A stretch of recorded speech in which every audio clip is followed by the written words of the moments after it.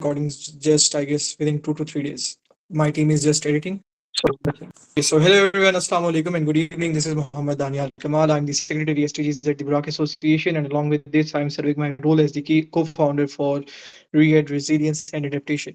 हम लोगों ने हमारा कोर्स स्टार्ट किया हुआ था जिसका नाम था हमारे पास IWRM integrated water resource management, जिसके अंदर हम लोग पढ़ रहे थे कि किस तरीके से हमारे पास बहुत सारी टेक्नोलॉजीज हैं, क्या उसके प्रिंसिपल्स हैं, अपार्ट फ्रॉम द प्रिंसिपल्स क्या चैलेंजेस हमें पेश आते हैं, हम लोग किस तरीके से वाटर पोल्यूशन फैल रही है, वाटर पोल्यूशन फैलने के साथ हमारे पास वाटर स्कार्सिटी किस तरीके से हो रही है, एक्सेस ऑफ इनिक्विटी किस तरीके से हमारे पास फैल रही है। एंड हम लोग देख रहे थे कि वाटर रिलेटेड डिजीजेस जो है वो किस तरीके से फैल रही है, एंड उन सब से लड़ने के लिए how IWRM is going to help us. So we were studying this thing, और हम लोगों ने लास्ट 2 लेक्चर्स के अंदर 2 मॉड्यूल्स को डिस्कस कर लिया है। अगर हम बात करें तो मॉड्यूल्स हम लोगों ने जो डिस्कस किए थे that was introduction to water and IWRM, and जो हम लोगों ने सेकंड मॉड्यूल डिस्कस किया था that was water sources and system, जिसके अंदर हम लोगों ने बात की थी कि हमारे पास कौन कौन से वाटर सोर्सेज आते हैं। हमने बात की थी कि हमारे पास जो वाटर सोर्सेज आते हैं वो होते हैं सरफेस वाटर आता है और ग्राउंड वाटर आता है, और हम लोगों ने सिस्टम्स के अंदर फिर उसके नई नई चीज़ों को दरियाफ्त किया था। हम लोगों ने देखा था कि किस तरीके से हमारे पास वाटर सिस्टम्स बनाए जाते हैं, वाटर इंफ्रास्ट्रक्चर्स कौन कौन से होते हैं, जिसके अंदर हम लोगों ने डिस्कस किया था पाइप्स के बारे में। हम लोगों ने उसको देखा था कि डैम्स एंड रिजर्वॉयर्स किस तरीके से अपनी अहमियत के हामिल होते हैं। और आज का जो मॉड्यूल होगा डेट इज मॉड्यूल 3, जिसका हम लोगों ने नाम है वाटर क्वालिटी एंड इकोसिस्टम, जिसके अंदर हम बात करेंगे कि किस तरीके से हमारे पास वाटर क्वालिटी को देखा जाता है एंड हमारे पास किस तरीके से वाटर का रिलेशनशिप है विद द इकोसिस्टम। और लास्ट बट नॉट लीस्ट हम लोग इसके अंदर एक और चीज को देखेंगे, but let me just move to the next slide. आज का जो आपका मॉड्यूल है, जो मॉड्यूल 3 है वाटर क्वालिटी एंड इकोसिस्टम, उसके अंदर हम लोग डिस्कस जो करेंगे वो होगा कि वाटर क्वालिटी टेस्टिंग किस तरीके से होती है। Apart from the water quality testing हम लोग देखेंगे कि हमारे पास जो वाटर पोल्यूशन फैल रही है, जिसका हम लोगों ने कल भी जिक्र किया था, तो उसके अंदर हमारे पास सोर्सेज कौन कौन से हैं। पॉइंट एंड नॉन पॉइंट है, नाम से जाहिर हो रहा है, बट इसको हम लोग थोड़ा सा और डिटेल में पढ़ेंगे, इसको और डिटेल में हम लोग आप कह लें आइडेंटिफाई करेंगे। और हम लोग फिर देखेंगे कि हमारे पास वाटर एंड इकोसिस्टम की हेल्थ के अंदर क्या रिलेशनशिप है। फिर लास्ट बट नॉट लीस्ट हम लोग देखेंगे कि बायोडाइवर्सिटी का किस तरीके से वाटर सिस्टम्स के ऊपर रोल है, और क्लाइमेट चेंज के इम्पैक्ट्स वाटर रिसोर्सेज के ऊपर किस तरीके से फैलते चले जा रहे हैं। और मैं अब आपसे पूछना चाहूंगा कि शैल वी स्टार्ट और टुडेज लेक्चर मॉड्यूल 3।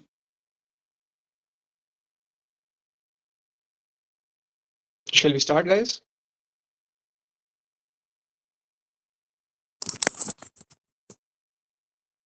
या अभी भी स्टार्ट नहीं करना आपको? Either you can just type in the chat box. Yes, we can start. Okay, thank you so much. अब अगर हम बात करें इसके ऊपर प्रॉपर्ली, तो सबसे पहले बात हम लोगों ने करनी है वाटर क्वालिटी टेस्टिंग के ऊपर, वाटर क्वालिटी पैरामीटर्स के ऊपर, और वाटर क्वालिटी होती क्या है। तो लेट अस मूव फॉरवर्ड। अगर हम बात करें वाटर क्वालिटी की, तो सबसे पहले हमारे पास आता है कि वाटर क्वालिटी हमारे पास वो मेथड है, वो एबिलिटी है, वो कैपेबिलिटी है वाटर टेस्टिंग की, या इस तरीके से हम इसको डिफाइन करते हैं कि वाटर सोर्स जो हमारे पास आता है उसकी एबिलिटी को क्वांटिफाई करना, उसकी एबिलिटी को क्वांटिफाई करना इस तरीके से कि वो हमारे फिजिकल, केमिकल और बियोलॉजिकल रिक्वायरमेंट्स को पूरा करे। और किसके लिए पूरा करे? ताकि कोई भी पानी जो है वो कंप्लीटली प्योर कभी भी नहीं होता, हमें उसको प्योर बनाना पड़ता है। साइंटिस्ट, आपके इन्वायरमेंटल इंजीनियर्स, आपके आप कह लें apart from your scientist, apart from your environmental engineers, hydrologist जितने भी होते हैं, वो डिफाइन करते हैं कि वाटर क्वालिटी को मीट करने के लिए हम लोगों ने इसकी कुछ स्पेसिफिक स्टैंडर्ड्स रखे हुए हैं, कुछ इसकी स्पेसिफिक थ्रेशोल्ड वैल्यूज रखी हुई हैं, अगर हम इसको स्पेसिफिकली यूज करना चाहते हैं। और ये जो यूजेस होते हैं हमारे पास जब हम इसको यूज कर रहे होते हैं, ये ना सिर्फ हमारे ह्यूमन सेंट्रिक होते हैं, बल्कि ये यूज हो सकते हैं for environmental requirements as well. अब वो इन्वायरमेंटल रिक्वायरमेंट्स जिसके अंदर हम लोग बात कर रहे होते हैं बियोलॉजिकली डाइवर्स और रिजिलियंट एक्वाटिक इकोसिस्टम्स की। अब इसके अंदर हम लोग बात करते हैं अकॉर्डिंग टू CWA। CWA हमारे पास है क्लीन वाटर एक्ट। अब क्लीन वाटर एक्ट के अंदर हम लोग डिस्कस करते हैं सरफेस वाटर्स को, और वो कहता है कि सरफेस वाटर के लिए जो वाटर क्वालिटी स्टैंडर्ड हम लोगों ने बनाया हुआ है वो ये है कि वो फिशेबल हो और वो स्विमेबल हो। मतलब कि वो पानी आपकी इंसानी सेहत को कोई भी नुकसान ना पहुंचाए, आइदर जब आप उससे डायरेक्टली कांटेक्ट के अंदर आते हो, लाइक स्किन आपकी कांटेक्ट में जब उस पानी से आए, या फिर अगर वो लाइक आपके थ्रू इंजेक्शन चला जाए, थ्रू योर माउथ आप उसको इंजेस्ट कर लो इनटू योर स्टमक। अब ये CW बताता है, CW is the clean water act. अब बहुत सारी जो स्टेट्स हैं, फॉर एग्जांपल आपकी USA हो गया, आपका UK हो गया, आपका इंडिया हो गया, आपका चाइना हो गया, रशिया हो गया, पाकिस्तान इवन, वो सारे के सारे इसके अल्टरनेटिव यूजेस भी निकाल रहे हैं, अल्टरनेटिव स्टैंडर्ड्स भी निकाल रहे हैं वाटर क्वालिटी पैरामीटर्स के लिए। और वो कहते हैं कि इसको स्ट्रिक्ट या कुछ जगहों पे एक इंटरनेशनल स्टैंडर्ड से इसको और ज़्यादा स्ट्रिक्ट किया जाता है, उनके नेशनल स्टैंडर्ड्स को, और कुछ जगहों पे थोड़ी-सी फ्लेक्सिबिलिटी रखी जाती है। और वो ये कहे जाते हैं कि जहाँ पे एक वाटर बॉडी फेल होती है स्टैंडर्ड्स को मीट करने के लिए, तो उसे इम्पेयर्ड कहा जाता है, उसे फॉल्टी कहा जाता है, उसे फॉल्टी माना जाता है। एंड वो ये कहते हैं कि फॉल्टी जब माना जाएगा, तो फिर हम लोग उसको इस्तेमाल नहीं कर सकते उस वाटर बॉडी को। हम उस वाटर बॉडी को ना अपने लिए इस्तेमाल कर सकते हैं, ना किसी और सरगर्मी के लिए इस्तेमाल कर सकते हैं। और जब वो फिर स्टेट को चाहिए कि अब उस वाटर बॉडी को जो कि खराब हो चुकी है, अब उसको अगर ठीक करना है, तो फिर वो स्टैंडर्ड्स को मीट करने के लिए कंप्लायंस का एक मैकेनिज्म निकाले। कंप्लायंस से मुराद ये है कि वो मैकेनिज्म्स निकाले जहाँ पे वो एक प्लान बनाएगा पूरी की पूरी स्टेट, ताकि आपकी वाटर बॉडी प्रॉपर्ली साफ हो सके। और जब आप फिर वाटर क्वालिटी को मेजर करोगे, तो तब जाकर आपको पता चलेगा कि अच्छे तरीके से आप उसको इंटेंशनली यूज कर सकते हो, जब आपका प्रॉपर्ली वो वाटर बॉडी जो कि पहले फॉल्टी थी, जो कि पहले खराब थी, कंप्लायंस के बाद साफ हो चुकी है। अब अगर हम नेक्स्ट स्लाइड की तरफ चलें हमारे पास, तो हमारे पास आता है कि टाइप्स ऑफ वाटर क्वालिटी कौन सी होती है। कि हमारे पास वाटर क्वालिटी की अंदर भी बात होती है। जब हम वाटर क्वालिटी टेस्टिंग करते हैं, तो हम लोग वाटर को 4 टाइप्स के अंदर क्लासिफाई करते हैं। एक आता है हमारे पास पोर्टेबल वाटर, एक आता है हमारे पास पैलेटेबल वाटर, एक आता है हमारे पास कंटेमिनेटेड वाटर, एक आता है हमारे पास इन्फेक्टेड वाटर। अब अगर हम बात करें पोर्टेबल वाटर की, तो पोर्टेबल वाटर हमें पता है कि ये साफ शफाफ पीने वाला पानी होता है, clear crystal crystal clear drinking water. अगर हम पैलेटेबल वाटर की बात करें, तो पैलेटेबल वाटर हमारे पास वो वाटर होता है जो कि डिजायरेबल टेम्परेचर के ऊपर होता है, लाइक रूम टेम्परेचर के ऊपर। और वो कंप्लीटली ट्रांसपेरेंट होगा, टेस्ट उससे वो उसका टेस्टलेस होगा, ऑर्डरलेस होगा, कलरलेस होगा। लेकिन ये जरूरी नहीं है कि वो डिजीज से भी पाक हो। लाइक ये जरूरी नहीं है कि उसके अंदर हमारे पास कोई माइक्रो ऑर्गेनिजम्स ना पाए जाए, उसके अंदर माइक्रो ऑर्गेनिजम्स पाए जा सकते हैं। ये होता है पैलेटेबल वाटर। अब अगर हम बात करें कि कंटेमिनेटेड वाटर की, कंटेमिनेटेड वाटर निकला है पोल्यूशन से। अब इसके अंदर हमारे पास इसको हम कह सकते हैं पोल्यूटेड वाटर। अब इसके अंदर लाजिम मलजूम ये नहीं कि सिर्फ और सिर्फ हमारे पास इन्फेक्शियस डिजीजेज ही आए, हमारे पास वायरसेस ही आए, पैथोजेंस ही आए। इसके अंदर हमारे पास आ सकते हैं आपके हैवी मेटल्स आ सकते हैं, इसके अंदर आ सकते हैं आपके पास आपके नाइट्रेट्स आ सकते हैं, इसके अंदर आ सकते हैं आपके फर्टिलाइजर्स आ सकते हैं, इसके अंदर आ सकते हैं आपके पेस्टिसाइड्स आ सकते हैं। तो इसके अंदर हम लोग कंटेमिनेटेड के अंदर जो जो हमारे पास पोल्यूटेंट हैं, वो सारे के सारे इसके अंदर आ सकते हैं, इसके अंदर कैटेगराइज कर सकते हैं। अब अगर हम बात करें इन्फेक्टेड वाटर की, तो इन्फेक्टेड वाटर हमारे पास वो वाटर होता है जो कि हम लोग लाइक बनता है थ्रू, और जब हम उसको लाइक हमारा जो रिक्रिएशनल वाटर होते हैं, ड्रिंकिंग वाटर होता है, जब वो कंटेमिनेट होता है डिजीज कॉजिंग माइक्रोब से या पैथोजन से। बहुत सारे हमारे पास वाटर बॉर्न पैथोजेंस होते हैं जो कि कंज्यूम करते हैं कंटेमिनेटेड फूड को। और जब कंटेमिनेटेड फूड को कंज्यूम करते हैं, तो वो वाटर बॉर्न पैथोजेंस बीमारियां फैलाते हैं उस पानी के अंदर। एंड जब वो पानी हम जानवर पीते हैं, इन्वायरमेंट के अंदर कॉन्टेक्ट में आता है, या हम लोग पीते हैं, तो वो फिर स्प्रेड करती हैं डिजीजेस को। तो ये चीज है इन्फेक्टेड वाटर किस तरीके से अपना मैकेनिज्म को फैलाता है। अब अगर हम नेक्स्ट स्लाइड की तरफ चलें, तो हमारे पास आएगा कि किस तरीके से वाटर क्वालिटी इंपॉर्टेंट है। हमें पता है कि हमारे पास अगर हम पूरी लाइफ को देखें, तो हमारे पास जो लाइफ है वो हाईली डिपेंडेंट होती है फ्रेश वाटर के ऊपर। फ्रेश वाटर हमारे पास स्कार्स रिसोर्स है। इसका लाइक पूरी दुनिया के अंदर हमारे पास फ्रेश वाटर लाइक 2.5% में पाया जाता है। 70% ओवरऑल हमारी पूरी अर्थ को वाटर कवर किए हुए है। बाकी जो 97.5% है वो सेलाइन सी वाटर है, लाइक प्रॉपरली सॉल्टी सी वाटर है।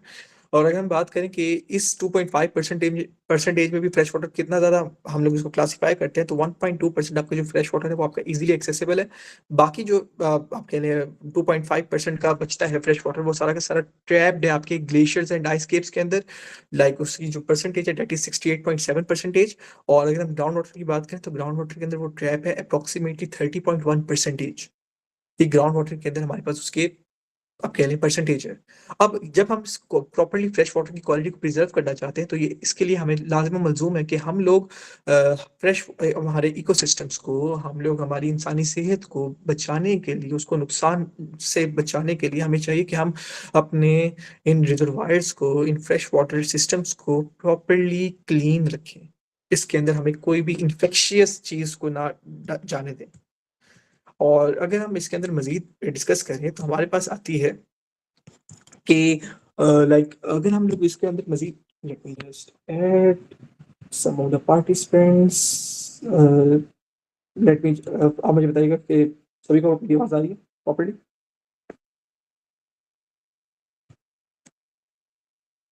ओके, आई एम गेसिंग कि आप सभी को मेरी आवाज़ आ रही होगी। एंड जो पार्टिसिपेंट्स आए हैं, so we were just discussing कि मॉड्यूल 3 जो कि है वाटर क्वालिटी एंड हमारे पास इकोसिस्टम्स। हम लोगों ने भी वाटर क्वालिटी के बारे में थोड़ा सा डिस्कस किया, वाटर क्वालिटी की टाइप्स के बारे में डिस्कस किया कि we have total 4 types of water quality, जिसमें आते हैं हमारे पास पोर्टेबल वाटर जो कि है क्लियर ड्रिंकिंग वाटर। एक आता है हमारे पास पेलेटेबल वाटर जिसमें वो साफ होगा, टेस्टलेस होगा, ऑर्डरलेस होगा, पेलेटलेस होगा, लेकिन ये जरूरी नहीं है कि वो भी माइक्रो ऑर्गेनिज्म से क्लियर हो, वो उसके अंदर पाए जा सकते हैं।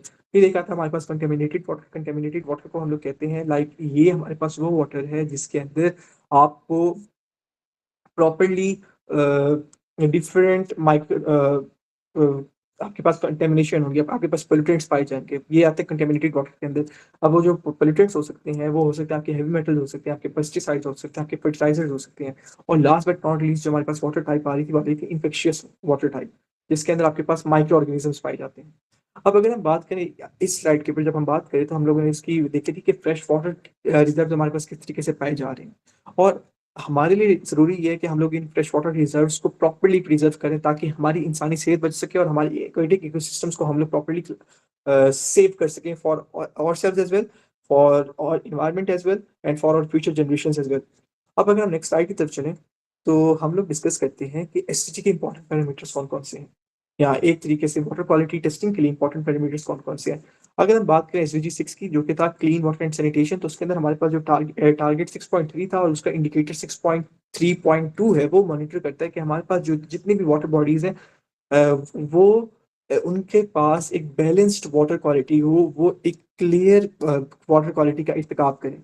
एंड वो जो वाटर क्वालिटी उनकी बैलेंस में पाई जाए वो नेशनल और सब नेशनल वाटर क्वालिटी स्टैंडर्ड्स के साथ मीट करती हो। और ये लाइक मोस्टली डिपेंड करता है वर्ल्ड के टॉप के 5 most important water quality parameters, जो कि यूनाइटेड नेशंस ने कहा है कि अगर ये आपके 5 वाटर क्वालिटी पैरामीटर्स ठीक है तो हम इसको क्लासिफाई कर सकते हैं as a clear drinking water. अब जो 5 आपके वाटर क्वालिटी पैरामीटर्स हैं वो है आपका डिजॉल्व ऑक्सीजन, आपका इलेक्ट्रिकल कंडक्टिविटी, आपका नाइट्रोजन या नाइट्रेट, आपका फॉस्फोरस कंटेंट और आपका पीएच। अगर हम बात करें आपकी डिजॉल्व ऑक्सीजन की सबसे पहले, तो जो ये पाई जाती है एक तरीके से सरफेस वाटर के ऊपर, तो डिजॉल्व ऑक्सीजन आपके पास वो फिजिकल पैरामीटर है जिसके अंदर आप अमाउंट ऑफ ऑक्सीजन को देखते हो कि वो कितनी ज्यादा पाई जाती है आपके वाटर के अंदर। डिजॉल्व ऑक्सीजन इम्पैक्ट भी हो सकता है आपके फिजिकल, केमिकल या बियोलॉजिकल प्रॉपर्टीज के साथ। जितना ज़्यादा पानी आप कह लें कूलर होगा, जितना ज़्यादा पानी ठंडा होगा, उतना ज़्यादा वो डिसॉल्व्ड ऑक्सीजन को कैरी करेगा as compare to the warmer water. अब जब ये पानी लगातार तेजी से मूव करेगा तो टिपिकली उसकी जो बहता हुआ पानी होगा उसके पास ज़्यादा डिसॉल्व्ड ऑक्सीजन होगी as compare to stagnant water. Stagnant water वो होता है जो कि एक रुका हुआ पानी होता है, लाइक एक जोहड़ के अंदर, एक तालाब के अंदर। फिर हमारे पास दो टाइप्स भी आ जाती हैं डिसॉल्व्ड ऑक्सीजन की, या आप कह लें लाइक ऑक्सीजन डिमांड की। फॉर एग्जांपल जिसमें हम लोग लाइक यूली तस्करा करते हैं सीओडी एमबीओडी का। सीओडी अगर मैं आपको वैसे बता दूं तो सीओडी मेजर हम लोग कर रहे होते हैं अमाउंट ऑफ ऑक्सीजन जो कि चाहिए होती है केमिकली ऑर्गेनिक कंपाउंड्स को डिकम्पोज करने के लिए।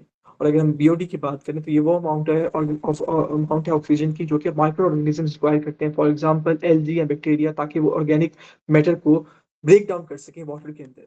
अब अगर हम बात करें थे नाइट्रोजन या नाइट्रेट की जो कि पाया जाता है आपके सरफेस वाटर या ग्राउंड वाटर के अंदर, तो नाइट्रोजन या नाइट्रेट आपका एक तरीके से मोस्ट स्टेबल ऑक्सीडाइज्ड फॉर्म है नाइट्रोजन की। Like nitrate is the most stable oxidised form of nitrogen.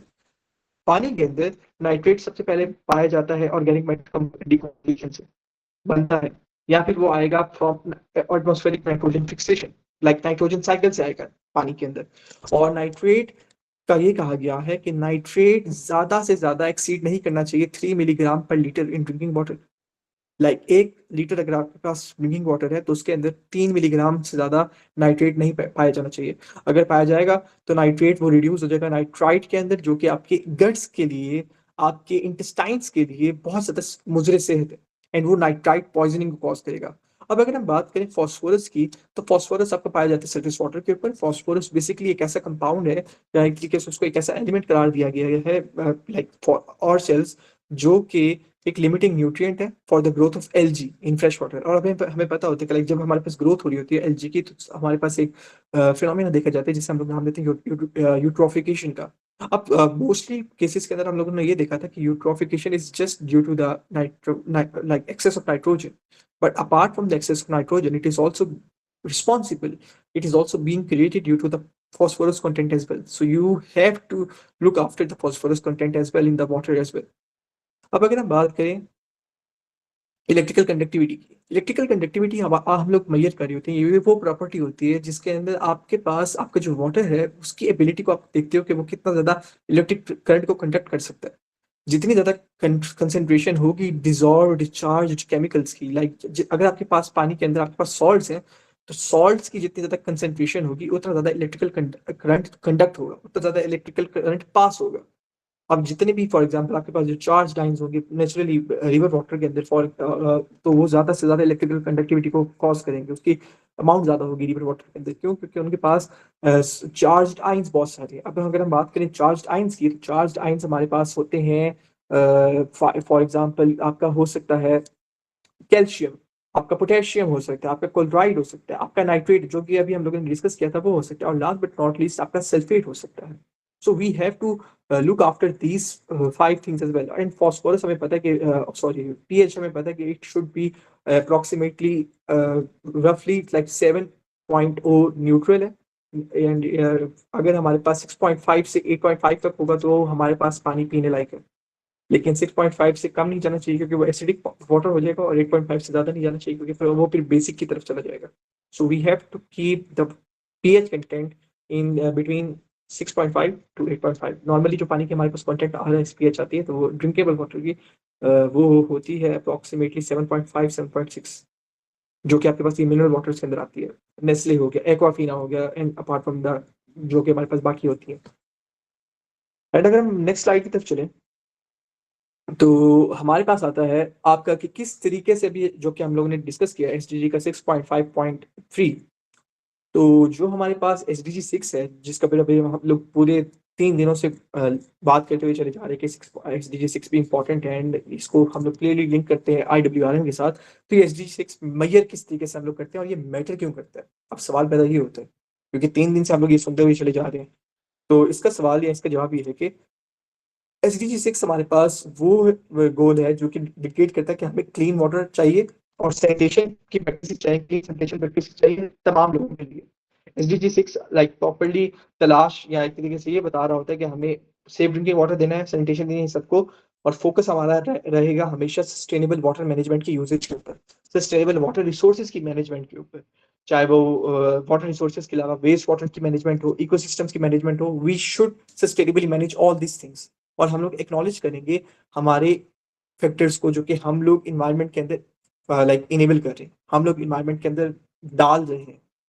We shall be acknowledging, और हम लोग उसको रिड्यूस करेंगे अगर हमारा फुटप्रिंट नेगेटिव की तरफ चला जा रहा है। और एसडीजी 6 के अंदर हम लोग प्रॉपर्ली बात कर रहे होते हैं कि ये ऐसा एसडीजी है जो कि कनेक्ट कर रहा होता है बाकी एसडीजीज के साथ भी, लाइक एसडीजी 13 हो गया, एसडीजी 14 हो गया, 15 हो गया, आपका एसडीजी 11 हो गया, 6 हो गया, लाइक 6 तो 7 हो गया, आपका आपका एसडीजी 2 हो गया, आपका एसडीजी 1 हो गया। So these are some of the major most important SDGs. And most importantly आपका एसडीजी 3 हो गया जो कि है गुड हेल्थ एंड वेलबींग। अब वाटर रिसोर्स मैनेजमेंट जो ये हमारे पास टर्म है ये सपोर्ट कर रही होती है बहुत सारी सोशल इकोनॉमिक इन्वायरमेंटल गोल्स को, और ये कह रहे होते हैं कि we should contribute to the achievement of all SDGs. अब जो हमारे पास लाइक अचीवमेंट है वो होती है गुड हेल्थ के अंदर, होती है फूड सिक्योरिटी के अंदर, होती है जेंडर इक्वालिटी के अंदर, होती है आपके रिस्पॉन्सिबल कंजम्पशन एंड प्रोडक्शन के अंदर होती है। तो these are some of the things जिसके ऊपर हमें फोकस करना पड़ेगा, एंड इसी वजह से हम लोग एसडीजी 6 को इतना ज्यादा इंपॉर्टेंस देते हैं, एंड ये इतना ज्यादा मैटर कर रहा होता है इन आईडब्ल्यूआरएम। अब अगर हम नेक्स्ट स्लाइड की तरफ चले तो सवाल पैदा होता है कि जो भी हम लोग ने डिस्कस किया था कि आज हम पोल्यूशन सोर्सेज के ऊपर भी बात करेंगे जो कि होंगी स्पेसिफिकली रिलेटेड टू वाटर।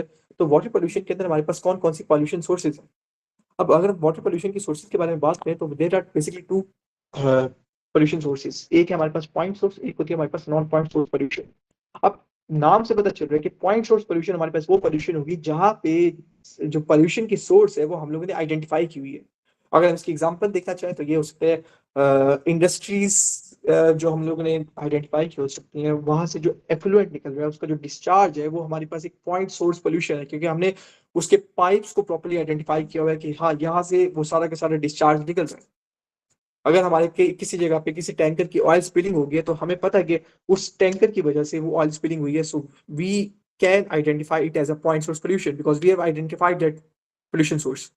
अब अगर हम बात करें कि नॉन पॉइंट सोर्स पोल्यूशन क्या होती है, तो नॉन पॉइंट सोर्स पोल्यूशन के अंदर हमारे पास वो सोर्स आती है जो कि प्रॉपर्ली हम लोग आइडेंटिफाई नहीं कर सकते, एंड इसके हमारे पास बहुत सारी मेजर सोर्सेज हो सकती हैं। और पॉइंट सोर्स पोल्यूशन के अंदर हमारे पास बेसिकली इंडिविजुअल ऑकरेंसेज हो रही होती है, लाइक एक ही जगह पे वो ऑकरेंस हो सकती है, एक ही जगह पे उसका एक ही सोर्स होगा। ज्यादा भी हो सकते हैं, लेकिन वो भी पॉइंट सोर्स के अंदर हमें आइडेंटिफाई करना पड़ेगा। और अगर नॉन पॉइंट सोर्स पोल्यूशन के अंदर मोस्टली हम लोग जिक्र कर रहे होते हैं, यहाँ तो वो आइडेंटिफाई नहीं हो सकती, यहाँ पे वो लाइक 10 होंगी, 15 होंगी, 20 होंगी, बेशक हमने उनको आइडेंटिफाई ही क्यों ना किया हो। और नॉन पॉइंट सोर्स पोल्यूशन के अंदर एक तरीके से उनको आइडेंटिफाई करना, उसकी सोर्सेज को, और करेक्टली आइडेंटिफाई करना, ये ज्यादा एक तरीके से हार्ड टास्क है, क्योंकि इसके अंदर फिर हमारे पास तमाम सोर्सेज को at the same time identify करना, इट इज नॉट पॉसिबल। और नॉन पॉइंट सोर्स पोल्यूशन के अंदर मोस्टली जो आपके लिए वजूहत होती हैं, आइदर वो न्यूट्रिएंट से कॉज हो सकती है, आइदर वो सेडिमेंट से कॉज हो सकती है। और पॉइंट सोर्स पोल्यूशन को आइडेंटिफाई करना कदरे आसान है, क्योंकि नाम बता रहा होता है कि हम लोग उसको सिर्फ और सिर्फ हमने उसकी सिंगल प्लेस को देख रहे हैं, सिंगल सोर्स को देख रहे हैं हमने उसके अंदर। और USEPA, united states environmental protection agency है, वो भी डिफाइन करती है कि पॉइंट सोर्स पोल्यूशन हमारे पास एक ऐसी जगह पे लाइक बताता है, एक ऐसी जगह को जहाँ पे इन्वायरमेंट के अंदर एक कंटेमिनेंट एंटर कर रहा होता है, एंड उस जगह को हम लोग प्रॉपर्ली आइडेंटिफाई कर सकते हैं कि कहाँ से वो कंटेमिनेंट एंटर कर रहा है। इसके जो एग्जांपल्स यूएसईपी ने कहा था, उन्होंने कहा था कि डिस्चार्ज पाइप्स हो गए, आपके स्मोक स्टैक्स हो गए, आपकी चिमनीज हो गई, आपके ड्रेनेज डिचेज हो गए। एंड मोस्टली इनमें से जो हमारे पास पॉइंट सोर्स पोल्यूशन के लाइक हमारे पास पोल्यूटेंट्स निकल रही होते हैं, वो निकल रही होती है लाइक सल्फर डाइऑक्साइड होगी, आपके हेवी मेटल होगी, आपके कार्बन मोनोऑक्साइड होगी, नाइट्रोजन डाइऑक्साइड होगी, आपके पार्टिकुलेट मैटर हो गए। So these are some of the major things. और अगर हम इसकी थोड़ी सी और ज्यादा पाकिस्तान के रेफरेंस के अंदर बात करें, तो ऑटोमोबाइल जो हमारे पास इंडस्ट्रीज होती हैं, पेपर मिल्स होगी, ऑयल रिफाइनरीज होगी, वहां से भी हमारे पास पॉइंट सोर्स पोल्यूशन की चीजें दरियाफ्त होती हैं। और ऑन पॉइंट सोर्स पोल्यूशन के अंदर हम लोग बेसिकली लाइक एक तरीके से नहीं बता सकते, क्योंकि लेट्स सपोज कि अगर हमारे पास एक सिटी के अंदर थंडर स्टॉर्म आया है, तो रेन वाटर जहां जहां से फ्लो करेगा, तो हम लोग उसकी प्रॉपर्टी ये नहीं बता सकते कि रेन वाटर अपने साथ कहाँ कहाँ से वो पॉल्यूटेंट्स को लेके जा रहा है। शायद may be it could be like from the car engine, जो कि ऑयल लीक हो रहा होता है कार इंजन से, कुछ जगहों पे वो म्यूनिसिपल बेस को लेके जा रहा होता है, कुछ जगहों पे वो हमारे पास वो सर्द वाले पानी को लेके जा रहा होता है। तो we can not identify all those sources, that's why it is named as non point source pollution. और अगर हम बात करें सेडिमेंट की, तो मैं आपको बता दूं कि सेडिमेंट के अंदर मोस्टली हम लोग इंक्लूड कर रही होती हैं सॉइल पार्टिकल्स को, वो सॉइल पार्टिकल्स जो कि पाए जाते हैं कंस्ट्रक्शन वाली साइट्स के ऊपर, स्ट्रीम्स के किनारों के ऊपर, क्रॉप वाले जो हमारे पास खेत खलियान होते हैं, उनके बिल्कुल साइड्स पे जो हमारे पास सेडिमेंटेशन पाई जाती है। एंड सेडिमेंटेशन कभी हमारे पास पॉइंट सोर्स भी हो सकती है, कभी नॉन पॉइंट भी हो सकती है, बट इट डिपेंड्स कि किस तरीके से वो इन्फ्लुएंस करिए हमारे इन्वायरमेंट को। अगर मैं आपको वैसे इसका बताऊं एक्वेटिक लाइफ के ऊपर क्या इम्पैक्ट होता है, तो सेडिमेंट का जो एक्वेटिक लाइफ के ऊपर इम्पैक्ट होता है, वो ये है कि ये आपके पानी को प्रॉपर्ली क्लाउडी बना देता है, या टर्बिड बना देता है, सिंपल मैं कहूँ। और जिसकी वजह से आपकी फिशेस को देखने में मुश्किल आती है, and they can not feed, उनके गिल्स डैमेज हो जाते हैं, एंड जिसकी वजह से they can not breathe and they usually die. So this is one of the major things, like किस तरीके से it impacts the aquatic life. अब अगर हम नेक्स्ट स्लाइड की तरफ चलें, let me just move to the next slide. तो हमारे पास आता है वाटर एंड इकोसिस्टम हेल्थ। हम लोग बात कर रही हम लोगों ने पॉल्यूशन सोर्सेज की बात कर ली, हम लोग ने वाटर क्वालिटी पैरामीटर्स पर बात कर ली। So now let us just talk about water and ecosystem health. हमारे पास लाइफ मोस्टली डिपेंड हो रही होती है हेल्थ इकोसिस्टम्स के ऊपर। हम लोग डिपेंड कर रही होती हैं कि हमारे जो फ्रेश वाटर इकोसिस्टम्स हैं, वेटलैंड्स हो गए, रिवर्स हो गए, मैंग्रोव्स हो गए, एक्वीफर्स हो गए, वो सारे के सारे एक क्रिटिकल पार्ट है आपके ग्लोबल वाटर साइकिल का। अब ग्लोबल वाटर साइकिल का किस तरीके से क्रिटिकल पार्ट है? वो क्रिटिकल पार्ट है कि वो सप्लाई कर रही होते हैं, वो प्योरीफाई कर रही होते हैं, एंड वो सब कुछ आपको प्रोवाइड कर रही होती है पानी इन अ मोर इजी सेंस। उसके अंदर फिर हम लोग एक और चीज को भी देख रहे होते हैं, जिसके अंदर हम लोग कहते हैं कि हम लोग प्रॉपरली मिस मैनेजमेंट अगर हो जाए क्लाइमेट चेंज के साथ साथ, तो ये हमारे इकोसिस्टम्स को भी डेवस्टेट कर सकता है। आपकी फ्रेश वाटर सर्विसेज को जिस पर आप इतनी ज़्यादा मेहनत कर रहे थे, जिसके ऊपर आप इतना ज़्यादा काम कर रहे थे, उसको भी नुकसान पहुँचा सकते हैं, जिसका खमियाज़ा हमारी ह्यूमन सोसाइटीज़ की हेल्थ को भुगतना पड़ता है और हमारी ह्यूमन सोसाइटीज़ की हेल्थ के अलावा हमारे आपके नेचुरल जो एनवायरनमेंट्स होते हैं, उनको भुगतना पड़ता है। आपके नेचुरल एनवायरनमेंट्स और ज़्यादा डिटेरियोरेट कर लेते हैं, तबाह हो जाते हैं आपके एनवायरनमेंट्स।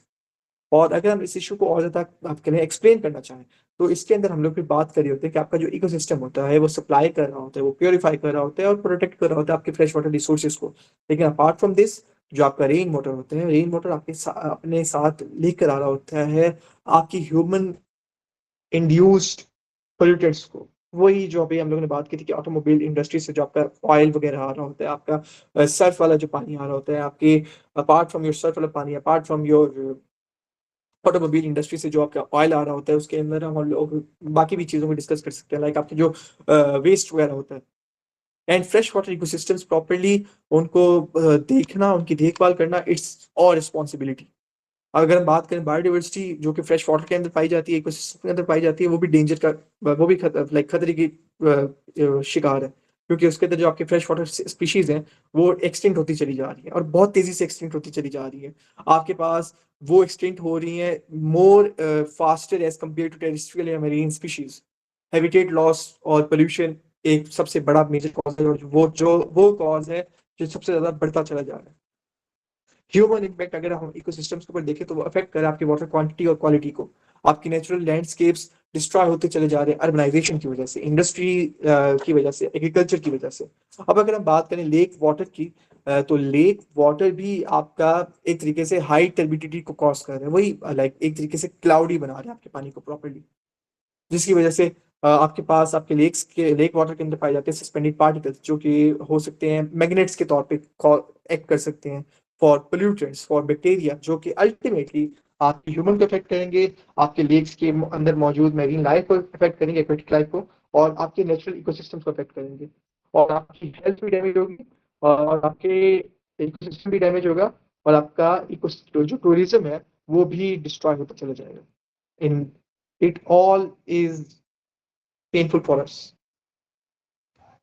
अब अगर हम बात करें कि वे फॉरवर्ड क्या है, कि इन सब से जो भी हम लोगों ने बात की, जो भी हमने इशू एक्सप्लेन किया है, तो इस सबसे लड़ने के लिए हम लोगों को क्या करना चाहिए? सबसे पहले, fresh water ecosystems must be protected and losses reversed.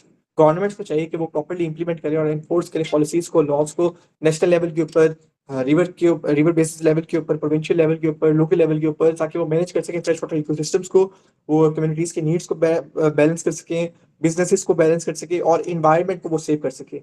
आपको नेचर बेस्ड सॉल्यूशंस की तरफ जाना पड़ेगा, जो कि कहते हैं कि आपको प्रोटेक्ट करो, रिस्टोर करो, एनहांस करो अपने इकोसिस्टम्स को, नेचुरल फीचर्स को। नेचुरल फीचर्स कौन कौन से हो सकते हैं? आपके वेटलैंड्स हो सकते हैं, आपके रिवर बैंक्स हो सकते हैं। Ecosystem services can contribute to waste water treatment. Wetlands को चाहिए कि आप उनको इस्तेमाल में लाओ as an alternative source. Alternative source किस लिए? कि वो वाटर ट्रीटमेंट सिस्टम्स के तौर पे एक्ट करे, ताकि वो फिल्टर करें, वो प्योरीफाई करें वेस्ट वाटर को रिवर्स के अंदर या लेक्स के अंदर एंटर होने से पहले पहले। आपका जो वेस्ट वाटर है, वो आपके लिए मदद प्रोवाइड कर सकता है, मदद फराहम कर सकता है इकोसिस्टम्स को रिवाइव करने के लिए। लाइक एक तरीके से जो रीयूज आप उसका एक्सट्रैक्ट करोगे, रीयूज ऑफ वाटर को वेस्ट वाटर से, उसके अंदर हमारे पास न्यूट्रिएंट्स होंगे, ऑर्गेनिक मैटर होगा, जो कि दोबारा से यूज हो सकता है आपके इकोसिस्टम को एनहांस करने के लिए। सर्कुलर इकोनॉमी की अगर हम बात करें उस मत के अंदर, डेटा इसकी, आप एक तरीके से जो जो काम कर रहे हो, उसकी आप एक डेटाबेस बनाते चले जाओ, एक मेटा डेटा बनाते चले जाओ। आप सस्टेनेबल मैनेजमेंट की प्रैक्टिसेस कर रहे हो, आप एक जगह को और ज्यादा आप कह रहे हो उसको कंजर्व करते चले जा रहे हो। You should record all of this thing in a Meta data system, in a database, ताकि वो आपके लिए मदद साबित करे, बाकी गवर्नमेंट्स के लिए मदद साबित करे, बाकी ऑर्गेनाइजेशन के लिए मदद साबित करे। And it should be also helpful for the research purposes as well, और coordination across sectors and borders is vital. Fresh water system trans boundary नहीं है, वो सर्व कर सकते हैं हर इंसान के लिए, एंड वो सपोर्ट कर सकते हैं लाइफ को पूरी अर्थ के ऊपर, और वो नेशनल बाउंड्रीज को भी क्रॉस करते हैं फ्रेश वाटर इकोसिस्टम्स। तो इस वजह से वी शुड, हम लोगों को वो वाले प्लान्स बनाने चाहिए जिसके अंदर हमारे पास इंटरनेशनल गवर्नमेंट्स, नेशनल लाइक हम दो मुल्कों की, तीन मुल्कों की गवर्नमेंट्स भी आपस में प्लान्स बनाए, उसके ऊपर एक्ट करें। सो this is the way forward.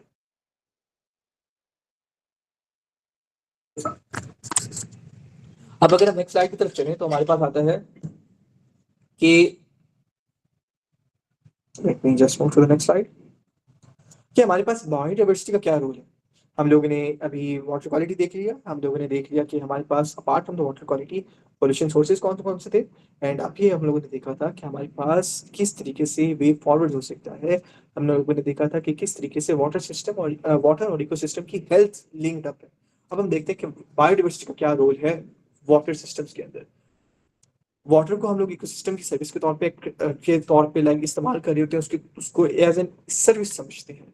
Like अगर आपका इकोसिस्टम जो है वो वेल फंक्शन है, फॉर एग्जांपल वो फॉरेस्ट है, वो ग्रास लैंड है, वो सॉइल है, वो रिवर है, वो लेक है, वो स्ट्रीम है, वो वेटलैंड है या एक्वीफर है, अगर वो सर्विसेज आपको प्रोवाइड कर रहे हैं जो कि इन्फ्लुएंस कर रही होती है आपकी वाटर की अवेलेबिलिटी को और क्वालिटी को, तो इट्स वेल एंड गुड, क्योंकि वो एक तरीके से वेल फंक्शन वे में है, वो एक ऑर्गेनाइज मैनर के अंदर है, वो आपके पानी को एक शफाफ बना रहे हैं, लाइक उसको एक प्रॉपरली नेचुरल पाथवे के अंदर नेचर बेस्ड सोल्यूशन की तरफ वो लेके जा रहे हैं आपको।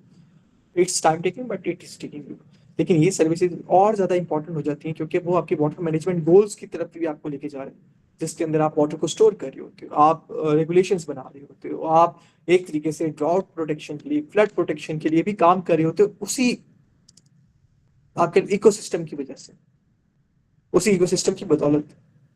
और ये सारे के सारे जो हमारे पास इकोसिस्टम्स होते हैं, ये इम्पेक्ट कर रहे होते हैं आपके वाटर और लैंड मैनेजमेंट के डिसीजंस को, ताकि आपको एट द एंड अगर आपका एक डिसीजन जो है वो आप कह लें खराब हो सकता है, तो आपको वो at the end water availability या उसकी क्वालिटी को वो इन्फ्लुएंस ना करे, एंड आप एक तरीके से जल्दी से डिसीजन को चेंज कर सको। सो दिस इज द थिंग। और इसके अंदर भी हम लोग बात कर रहे थे कि बायोडाइवर्सिटी भी डायरेक्टली इम्प्लीकेट हो रही होती है इकोसिस्टम्स को मेंटेन करने के लिए, ताकि वो भी ये सर्विसेज को डिलीवर कर सके एफिशिएंट मैनर के अंदर। और फिर हमारे पास जो इसके ऑब्जेक्टिव्स आते हैं कि वाटर मैनेजमेंट किस तरीके से इसको प्रॉपर्ली कर रहे होते हैं, तो वो जो ऑब्जेक्टिव है वो है agricultural water management, urban water management for dams and hydro power, disaster risk reduction और ड्रिंकिंग वाटर सप्लाई। लाइक सबसे पहले अगर हम बात करें अर्बन वाटर मैनेजमेंट की, तो उसके अंदर हमारे पास ये पता है कि ये बायोडाइवर्सिटी को प्रोटेक्ट करेगा, नेचुरल वेजिटेशन होगी हमारे पास, देखिए प्रॉपर लैंड यूज मैनेजमेंट की तरफ लेके जाएगा। आपके पास जब नेचुरल रिस्टोर्ड या कंस्ट्रक्टेड इकोसिस्टम्स होंगे सिटीज के अंदर, तो वो नेचुरल इंफ्रास्ट्रक्चर को प्रमोट करेगा, जो कि सपोर्ट करेगा आपकी सस्टेनेबल अर्बन वाटर ड्रेनेज को और उसकी स्टोरेज को। Just like we discussed yesterday the example of Japan, उनका ड्रेनेज सिस्टम किस तरीके से अच्छा है। और फिर अगर बात करें एग्रीकल्चरल वाटर मैनेजमेंट की, तो इसके अंदर भी हमारे पास फ्लड प्लेन्स होते हैं जो कि कंट्रीब्यूट करते हैं सीजनल वाटर फ्लोज को, उसकी रेगुलेशन को, आपकी वाटर अवेलेबिलिटी को सिक्योर कर रहे होते हैं, और आपकी वाटर अवेलेबिलिटी को सिक्योर करने के साथ साथ उसकी क्वालिटी को भी यकीनी बना रहे होते हैं कि वो एग्रीकल्चर और इंडस्ट्री के लिए बिल्कुल अच्छे तरीके से इस्तेमाल हो। जब आपके पास लैंडस्केप के अंदर वेजिटेशन होगी तो वो सपोर्ट करेगा लोकल क्लाइमेट को, जो कि लाइक इंक्लूड करता है और प्रमोट करता है रेनफॉल्स को और ग्राउंड वाटर इनफिल्ट्रेशन को। अगर हम बात करें वाटर मैनेजमेंट को डैम्स के लिए, हाइड्रो पावर के लिए, तो जब आपके पास मैनेजमेंट होती है वेजिटेशन की, सॉइल की, कैचमेंट एरियाज के अंदर, तो वो सॉइल इरोजन को प्रिवेंट करता है, वो सेडिमेंटेशन के लोड्स को रिड्यूस करता है रिजर्वायर्स के अंदर, एंड जिसकी वजह से आपका डैम प्रॉपर्ली साफ रहता है, आपकी इकोसिस्टम की रिस्टोरेशन होती चली जाती है, उसके लाइक इर्द गिर्द इलाकों में आपकी डैम की एफिशिएंसी इंक्रीज हो जाती है, आपकी डैम की लाइफ एक्सपेक्टेंसी इंक्रीज होती चली जाती है जब उसके अंदर सेडिमेंटेशन ग्रो नहीं करी होती। अब अगर हम बात करें डिजास्टर रिस्क रिडक्शन की, तो डिजास्टर रिस्क रिडक्शन के अंदर जब आपके पास इकोसिस्टम डिग्रेडेशन हो रही होती है, तो वो बहुत ज्यादा वाटर रिलेटेड डिजास्टर्स लेकर आता है, फ्लड्स लेकर आता होता है, फ्लड्स के अलावा वो ड्राउट लेकर आ जाएगा। तो इन सबसे लड़ने के लिए वी हैव टू क्रिएट ऐसे इकोसिस्टम जो कि इनसे लड़ सकते हैं, लाइक मैंग्रोव का जो हमारे पास इकोसिस्टम दैट कैन फाइट, वो आपको जॉब्स प्रोवाइड कर सकते हैं, वो आपको ग्रीनरी की तरफ लेके जाएगा, वो आपकी कैपिटल कॉस्ट को भी रिड्यूस करेगा, और वो आपकी लैंडस्केप को भी अच्छा बनाएगा, आपकी वेजिटेशन को इम्प्रूव करेगा। अब अगर हम बात करें ड्रिंकिंग वाटर सप्लाई की, तो हमारे पास एक वो आप कह लें एक एवर इंक्रीजिंग एक्सपीरियंस होता है, क्योंकि हम लोग जिसके अंदर बात कर रहे होते हैं कि हमें इफेक्टिव मीन्स को लगाना है, और जब हम क्लीन वाटर को डिलीवर कर रहे होते हैं तो ये हमारे प्राइमरी मोटिवेशन तो होती है, लेकिन हम लोग इसके अंदर फिर ये भी बात कर रहे होते हैं कि हमें नेचुरल प्रोटेक्शन एरियाज भी बनाने हैं, नेचर प्रोटेक्शन एरियाज, जहाँ पे नेचर खुद ब खुद अपने नेचर बेस्ड सोल्यूशन से ड्रिंकिंग वाटर हमें प्रोवाइड करे। It is time taking but it is more good, क्योंकि हम नेचर को खुद उसका काम कर लेते हैं। अगर हम नेक्स्ट स्लाइड की तरफ चले, तो हम बात कर रहे होते हैं करंट स्टेटस ऑफ बायोडाइवर्सिटी की। अभी हमारे पास बायोडाइवर्सिटी का क्या स्टेटस है?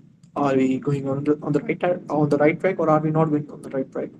तो जो हमारे पास अभी करंट बायोडाइवर्सिटी के ट्रेंड्स है, तो वो हमें एक तरीके से थोड़ा सा इनडायरेक्ट प्रेशर की तरफ लेके जा रहे हैं कि हमारे पास हैबिटेट लॉस होता चल रहा है, हमारे पास पोल्यूशन होती चली जा रही है, हमारे पास रादर अभी भी पब्लिक अवेयरनेस हो रही है, अभी भी इंपॉर्टेंस दी जा रही है, बट स्टिल हम लोग लो लेवल के ऊपर है बायोडाइवर्सिटी कंजर्वेशन के लिए। हम लोग बायोडाइवर्सिटी कंजर्वेशन पर ज़्यादा फोकस नहीं कर रहे, हम लोग लॉज बना रहे हैं, हम लोग रेगुलेशन बना रहे हैं, but we can not more contribute into this. हम लोग हमारी गवर्नमेंट्स के ऊपर ज़्यादा प्रायोरिटाइज नहीं कर सकते, उनकी प्रायोरिटी नहीं है। हमारे पास जहाँ जहाँ पे और कुछ जहाँ पे हमारे पास डेवलप्ड कंट्रीज है, डेवलपिंग कंट्रीज है, अगर वो बायोडाइवर्सिटी को नुकसान पहुंचा रहे हैं तो सब्सिडीज भी दे रहे हैं, लेकिन इट इज़ नॉट गुड। क्यों आप सब्सिडीज दे रहे हो? आप उस जगह को वैसे ही रहने दो जिस तरीके से वो नेचुरली। फिर आप एग्रीकल्चर और वाटर सब्सिडीज भी दे रहे हो, लाइक एक तरीके से कि हम लोग पॉजिटिव हमारी इमेज क्रिएट करना चाहते हैं कि हम लोग भी बायोडाइवर्सिटी को कंजर्व कर रहे हैं। आपके नेचुरल हैबिटेट्स जो हैं वो भी एक मेजर रोल अदा कर रहे होते हैं वाटर रेगुलेशन के लिए। क्यों? क्योंकि नेचुरल हैबिटेट होगा तो वहाँ पे वाटर के प्रॉपर्ली लेवल्स पाए जाएंगे, वाटर अवेलेबिलिटी अच्छी होगी, वाटर अवेलेबिलिटी के साथ वहाँ पे कोई बीमारी नहीं आएगी, because nature is also doing that thing. और जब आपके पास लॉस ऑफ हैबिटेट होता है तो आपके पास सिग्निफिकेंटली प्रॉपरली नेचर को दोबारा से रीजनरेशन का जो टाइम होता है वो बहुत ज़्यादा स्लो हो जाता है। आप ब्राजील के अंदर अगर आप देखो कि अभी हमारे पास COP30 होने चली जा रही है बेलिम के अंदर, लेकिन वही बेलिम के लिए एक रोड बनाने के लिए बेलिम के अंदर उसको जो कलेक्ट करते हैं अमेजोन के साथ, वो इतने ज्यादा दरख्त काटे हैं, इतने ज्यादा दरख्त काटे हैं कि सोच भी नहीं सकते आप। अभी पिछले 3-4 सालों के अंदर ब्राजीलियन गवर्नमेंट जब चेंज हुई थी तो उन्होंने लाइक प्लेज किया था कि हम लोग जो अमेजोन के दरख्त काटते चले जा रहे हैं हम उसके ऊपर क्रैक डाउन स्टार्ट करेंगे, एंड उन्होंने क्रैक डाउन स्टार्ट कर दिया था। उनके पास आप कहने लाइक वो ज्यादा दरख्त नहीं काटते चले जाते, डिफोरेस्टेशन नहीं हो रही थी। लेकिन अब जब COP30 होगी आना स्टार्ट हो गई है तो उन्होंने दरख्त काटना स्टार्ट कर दिया, एंड एक रोड के लिए उन्होंने आप कह रहे हैं बहुत दरख्त काटे हैं, और वो एक रोड भी बहुत बड़ा है। बट लेकिन स्टिल उन्होंने उस रोड को बनाने के लिए just for the sake of player बहुत दरख्त काटे। अब अगर हम बात करें क्लाइमेट चेंज के इम्पैक्ट्स के ऊपर कि क्लाइमेट चेंज के इम्पैक्ट्स किस तरीके से हमारे पास लिंक अप होते हैं, तो सबसे पहले क्लाइमेट चेंज को हम लोग देखते हैं दो तनाजों के अंदर देखेंगे। लेकिन अभी हम लोग पहले बात करते हैं कि इम्पैक्ट्स इसके किस तरीके से होते हैं वाटर अवेलेबिलिटी के ऊपर, डिस्ट्रीब्यूशन के ऊपर। सबसे पहले क्लाइमेट चेंज जब हमारे पास होगा तो हमारे पास प्रेसिपिटेशन पैटर्न्स के अंदर चेंज आएगा। आप आपको पूछेंगे किस तरीके से क्लाइमेट चेंज जब हमारे पास चेंज होता है तो हमारे पास क्लाउड फॉर्मेशन के अंदर चेंज होती है। कुछ जहाँ जो हमारे पास एरियाज बहुत ज्यादा बेटर होते हैं, वेट होते हैं, लाइक जो हमारे पास जहाँ पे हमारे पास मॉइस्चर ज्यादा होता है वहां पर बारिशें और ज्यादा होती चली जाएंगी। जो एरियाज हमारे पास ड्राई होते थे वहां पे हमारे पास और ज्यादा बारिशें नहीं होंगी, वो और ज्यादा ड्राई होता चला जाएगा। अब जब हमारे पास जिन एरियाज के अंदर मॉइस्चर ज्यादा था एंड वहां पे अब ज्यादा बारिश होती चली जाएगी तो वहां पे हमारे पास फ्लड रिस्क भी होना स्टार्ट होता चला जाएगा। एंड उन इलाकों के बर्फ जहाँ पे हमारे पास ड्रायर इन्वायरमेंट था वहां पर अब ड्राउट कंडीशन और ज्यादा होती चली जाएगी, वहां पे वाटर स्कार्सिटी के प्रॉब्लम देखने को मिलेगा, क्योंकि वहां पे जो वाटर रिजर्व्स थे वो इवेपोरेशन का शिकार होते चले जाएंगे, जिसकी वजह से वो वाटर जो उनका लेवल था वो आहिस्ता आहिस्ता करके रिड्यूस होते चला जाएगा। अब अगर हम बात करें एक्सट्रीम वेदर इवेंट्स की, तो जब क्लाइमेट चेंज होगा तो हमारे पास एटमॉस्फेरिक मॉइस्चर इंक्रीज होगा, वो फ्लड्स लेकर आएगा, और जहाँ पे टेम्परेचर इंक्रीज होगा, जहाँ पे बारिशें नहीं होंगी वहाँ पे ड्राउट्स होंगे। ग्लेशियर एंड स्नो मेल्ट भी हमारे पास एक अलग कहानी है, जो कि हम लोग अभी डिस्कस भी कर रहे थे कि हमारे पास स्नो मेल्ट कब होगा, जिसकी वजह से माउंटेनियस रीजन से हमारे पास फ्लड्स होना स्टार्ट हो गए, and apart from the floods वहाँ पे लैंड स्लाइडिंग की भी फिनोमेना देखने को मिलता है। एंड अगर हम लोगों ने इसको प्रॉपर्ली मैनेज ना किया होता तो हम लोग उसको लाइक प्रॉपर्ली रिड्यूस कर लेते हैं। अगर हम बात करें सॉल्ट वाटर इंट्रूजन की, तो सॉल्ट वाटर इंट्रूजन के अंदर भी हम लोग एक तरीके से वो पानी आपका जब क्लाइमेट चेंज इंक्रीज हो रहा होता है तो आपके पास सी वाटर राइज भी देखने को मिल रहा होता है, क्योंकि जो ग्लेशियर्स आपके सीज के अंदर मौजूद है वो भी मेल्ट डाउन होना स्टार्ट हो जाते हैं, जिसकी वजह से आपका सी लेवल राइज हो रहा होता है। जब सॉल्ट वाटर आपका आपके लैंड एरियाज के ऊपर आना स्टार्ट हो जाएगा तो इसका मतलब जो आहिस्ता आहिस्ता करके आपके पास यहाँ के फ्रेश वाटर बॉडीज थे, फ्रेश वाटर रिसोर्सेज थे, वो भी अब सॉल्टी वाटर होते चले जाएंगे, वो भी अब आपके फ्रेश वाटर जो कोस्टल फ्रेश वाटर एक्वीफर्स हैं वो भी सॉल्टी वाटर होते चले जाएंगे, एंड आप कुछ नहीं कर पाएंगे। अगर हम नेक्स्ट स्लाइड की तरफ चले तो अब हमारे पास देखते हैं कि अब कॉन्सिक्वेंसेस क्या होते हैं इकोसिस्टम्स और ह्यूमन सिस्टम्स के ऊपर। अगर हम बात करें इकोसिस्टम्स और ह्यूमन सिस्टम्स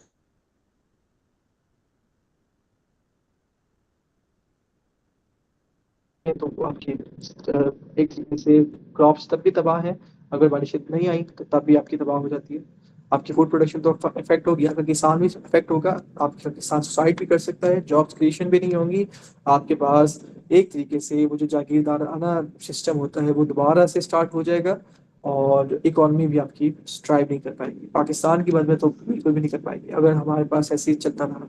अगर हम बात करें अर्बन वाटर सप्लाई इश्यूज की, तो अर्बन वाटर के अंदर भी हमारे पास शॉर्टेजेस देखने को मिलती है पानी की। तो हमारे पास जो बेसिक एग्जांपल है वो कराची हो गया कि बारिशें वहाँ पे होती हैं या बारिशें नहीं होती, तब भी हमारे पास वाटर सप्लाई शॉर्टेज होती है। इस्लामाबाद के अंदर भी हमारे पास कुछ इलाकों के अंदर, फॉर एग्जाम्पल मैं आपको एग्जाम्पल देता हूँ होस्टल सिटी के अंदर, तब भी वहाँ पे ये वाटर सप्लाई शॉर्टेज के हमारे पास प्रॉब्लम्स देखने को मिलती हैं। और वहाँ पे लोग फिर जो कराची हो गया, इस्लामाबाद हो गया, लाहौर हो गया, वहाँ पे भी वो टैंकर्स का इर्तिकाब करते हैं। वो टैंकर्स को कॉल करते हैं, प्राइवेट वाटर कंपनीज को कॉल करते हैं कि हमारे यहाँ घर आके टैंकर डाल दें, एंड जिसकी वजह से वो एक हफ्ता 2 हफ्ते चल जाता है टैंकर। फिर हमारे इकोसिस्टम को भी डैमेज हो रहा होता है कि हमारे पास वाटर अवेलेबिलिटी के अंदर चेंजेस आ रहे होते हैं, हमारी क्वालिटी इकोसिस्टम की तबाह हो जाती होती चली जाती है, बायोडाइवर्सिटी इफेक्ट होती है, आपका सबसे इंपॉर्टेंट आपका एक्वेटिक लाइफ इफेक्ट होता है, आपके एक्वेटिक इकोसिस्टम इफेक्ट हो रहे होते हैं। और जब आपके पास ये सब चीज़ें चेंज हो रही होती हैं तो वाटर बॉर्न डिजीजेस भी आएंगी, पैथोजेन्स अपने जोबन भी होंगे, वाटर बॉर्न वायरसेस अपने जोबन के ऊपर होंगे। When you will B drinking that water, when you will be using that water, so you will be responsible for the production of these diseases into your body. So this was all for today. मैंने आप लोगों को थोड़ी सी assignment type दी थी, वो आप लोगों से मुझे उम्मीद है कि पहली होगी। Just it was just for your knowledge. It's good कि अगर आप लोगों ने किया हो, and no problem if you haven't done it. And thank you all for joining today. If you have any questions now, I will be moving for your questions.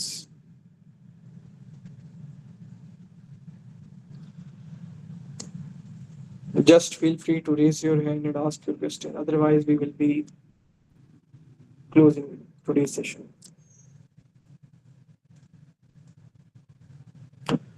Yes, Miss Hania, आपने hand raise किया। Miss Amna, आपने भी hand raise किया है। So if you both have any questions, feel free to ask your question. Thank you sir. Sir मेरा question ये है कि आपने कहा है कि वाटर रिसोर्सेज की कमी से बायोडाइवर्सिटी के ऊपर काफ़ी सिग्निफिकेंट इम्पैक्ट होता है, फाइम राइट है ना? तो जी। पाकिस्तान में जैसे आपने कहा कि कराची में ये इशू है, उसके अलावा क्या ये इशू नॉर्दर्न एरियाज को फेस करना पड़ता है, बिकॉज बायोडाइवर्सिटी सबसे ज़्यादा वहीं पर पाई जाती है ना?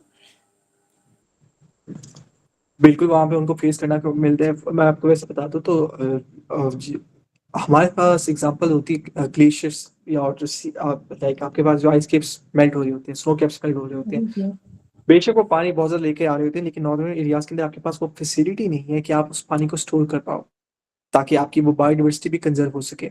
जब आपके पास वो फैसिलिटी नहीं है, स्टोरेज फैसिलिटी, उसको प्रॉपर्ली स्टोर करने के लिए, उसको प्रॉपर्ली क्लीन करने के लिए, तो वो पानी चूंकि बहुत ज़्यादा तेज़ी से आ रहा होता है, तो तेज़ी से आने की वजह से आपकी वो जो बकिया बायोडाइवर्सिटी भी होती है वो इम्पैक्ट में आती है। लाइक अब ये आपकी बायोडाइवर्सिटी, लाइक लेट्स सपोज ये आपके ट्रीज हैं नॉर्दर्न एरियाज के अंदर, और ये आपके पास पानी तेज़ी से बहता हुआ आ रहा है, तो जो भी उसका इंटेंसिटी होगी, जो भी उसका आप कह लें क्यूजिक लेवल के अंदर उसका मैग्नीट्यूड होगा, जैसे ही वो आएगा वो अपने साथ ये बायोडाइवर्सिटी को भी बहाता हुआ ले जाएगा। हम लोग अभी बात जो कर रहे थे कि नॉर्दर्न एरिया, लाइक कराची के अंदर हम लोग मैंग्रोव्स लगा सकते हैं, कराची के अलावा हम लोग नॉर्दर्न एरियाज के अंदर भी प्लांटेशन कर सकते हैं, बट हमें फिर वहाँ की नेटिव स्पीशीज को लगाना पड़ेगा।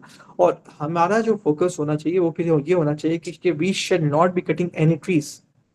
हमारा जो फोकस है वो फिर ये भी है राइट नाउ कि हम लोग नॉर्दर्न एरियाज की लकड़ियों को काटें एंड उनको अपने अपने घरों की जीनत बनाएं। एंड ये मुझे कहने में कोई आप कह लें लाइक डर नहीं है, because we are doing this thing, we all are doing this thing. कि हमारे पास जो नॉर्दर्न एरियाज की सबसे ज़्यादा मजबूत लकड़ियाँ होती हैं, आज़ाद कश्मीर हो गया, नॉर्दर्न एरियाज हो गया, आपके गिलगित का हो गया, सिकरद हो गया, चित्राल हो गया, तो वहाँ की सारी लकड़ी जो बहुत ज़्यादा मजबूत होती है, वो टिकाऊ होती है। We are like for the making of our homes, for the making of anything जो कि हमारे पर्सनल यूज के लिए होती है। So we really like select those trees, select those wood, कि वो चीज हमारे घरों के लिए, वो चीज हमारे अपने पर्सनल यूज के लिए अच्छी होगी, क्योंकि उसकी लाइफ एक्सपेक्टेंसी बहुत ज्यादा अच्छी है। अब ये हमारा पर्सनल यूज हो गया। दूसरा, हमारे पास स्टोरेज फैसिलिटी नहीं है, स्टोरेज फैसिलिटी के लिए भी हमें फिर बहुत ज्यादा काम करना पड़ेगा, एंड चूंकि हमारे पास फंड्स नहीं है, so we can not focus जी। on that thing as well. तो सर इसके लिए जो है हमारे dams would they be an effective solution?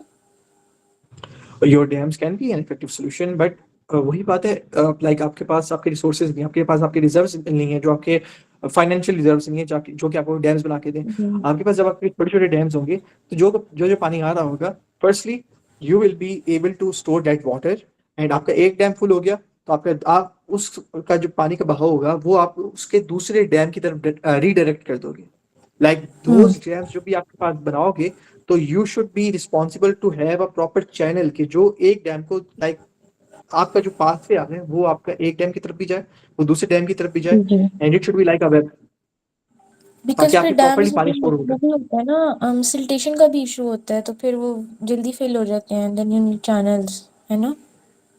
तो सेडिमेंटेशन का इशू होता है, but it usually is like आपका जो डैम के अंदर सेडिमेंटेशन का इशू होता है वो लाइक प्रॉपरली प्रोबेबली प्रोबेबली रफली रफली 15 से 20 साल के बाद स्टार्ट होता है सेडिमेंटेशन का इशू, क्योंकि अच्छा। आहिस्ता आहिस्ता करके सेडिमेंटेशन का इशू बढ़ता है। सेडिमेंटेशन का इशू ये नहीं है कि वो लाइक 1 साल के अंदर अंदर ही आ जाएगा। अगर हमारे पास जो आपके तीन सबसे बड़े डैम है, उनके अंदर भी हमारे पास सेडिमेंटेशन का इशू बहुत ज्यादा है। अब चूंकि वो सबसे ज्यादा बड़े जी। डैम है आपके, and you can not store that much water, आपको अगर आपका डैम भी क्लीन करना है तो उसके लिए आपको वो सारा का सारा पानी ड्रेन आउट करना पड़ेगा, आपको सारा का सारा पानी डिस्चार्ज करना पड़ेगा। डिस्चार्ज जी। करेंगे आप पानी को, दोबारा से जाके फिर आपको अपनी वो जो सारी की सारी मैन पावर होगी वो डैम के अंदर डालनी पड़ेगी, जो कि उसकी डेप्थ होगी, and then they should be responsible for cleaning all that sedimentation. जब सेडिमेंटेशन क्लीन हो जाएगी, आपका डैम प्रॉपरली क्लीन हो जाएगा, तो दोबारा से फिर आप वो पानी का इंतजार करोगे कि पानी अब आएगा तो फिर हम लोग डालेंगे इस डैम के अंदर। So this is the thing. जी, thank you so much. No worries, Miss Hania, no worries. Thank you so much for asking that question. So apart from Miss Hania, if you have any questions, just feel free to ask your question.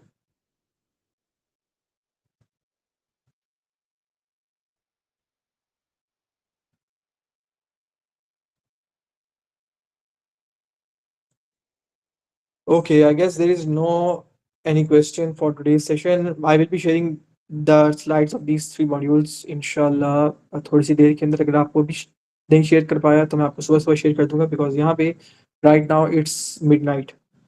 So thank you so much for attending today's session. Looking forward to seeing you all tomorrow as well.